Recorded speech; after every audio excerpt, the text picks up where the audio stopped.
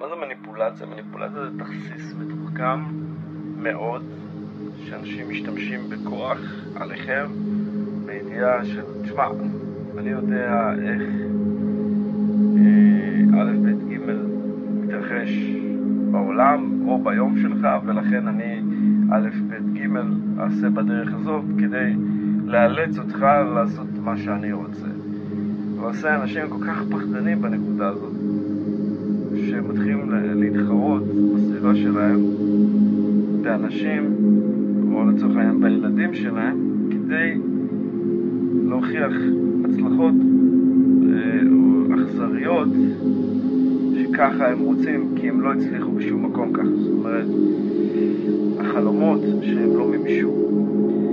וזה יכול להיות שאנשים חושבים שכך הכי טוב לילדים. זאת אומרת, אם אני שורט את הילד או דופק לו את הראש או אומר לו משהו שבלתי זה נתפס, עכשיו הוא צריך לצאת לחיים ולחפש את השפיות הזאת שאני לקחתי ממנו בגלל שאני הולכתי אותו שולל, ואחרי זה הוא צריך גם לבוא להגיד לי תודה כי אני הבאתי אותו לעולם. זה מניפולציה, אוקיי?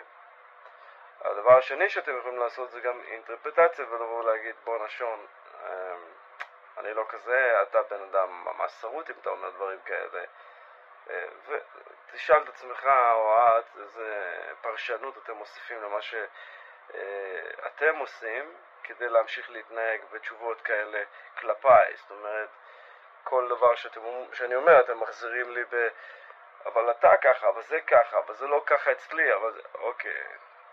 סוג של כל הזמן, רק שלא יכאב לכם.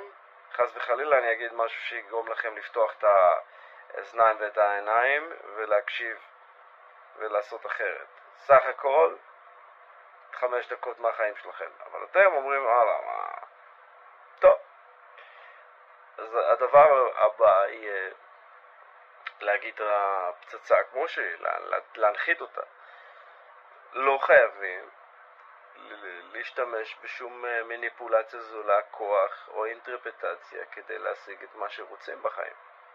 כמה אנרגיה אנחנו משקיעים בטמטום כדי לא לגייס את כל הכוחות שלנו לעשות את הדבר הנכון או להגיד את מה שאנחנו רוצים, כאשר אנחנו יודעים שאנשים מתבצרים בעמדתם אפילו ברגע זה. זאת אומרת, הם שומעים את הרעיון הנכון או חושבים על לעשות את הדבר הטוב שהם כל כך צריכים לעשות אולי, אבל זה נשאר בגדר רעיון המגירה שלהם.